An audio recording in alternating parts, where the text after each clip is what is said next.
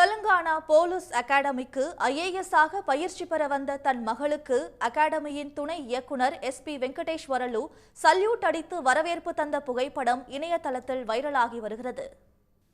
ஹைதராபாத்தில் உள்ள போலீஸ் அகாடமியின் துணை இயக்குநராக காவல் கண்காணிப்பாளர் வெங்கடேஸ்வரலு பொறுப்பு வகிக்கிறார். இவரது மகள் உமா ஹாரதி IAS ஆக தேர்ச்சி பெற்று தற்போது பயிற்சி அதிகாரியாக உள்ளார். IAS பயிற்சியின் ஒரு பகுதியாக இவர்கள் போலீஸ் அகாடமியில் சில நாட்கள் பயிற்சி பெற வேண்டும்.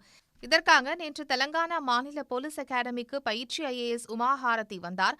அவரை அவரது தந்தையும் போலீஸ் அகாடமியின் துணை இயக்குநருமான வெங்கடேஸ்வரலு சல்யூட் அடித்தும் பூங்கொத்து கொடுத்தும் வரவேற்றார். பின்னர் இருவரும் போலீஸ் அகாடமி நிகழ்வில் சக அதிகாரிகளுடன் பங்கேற்றனர்.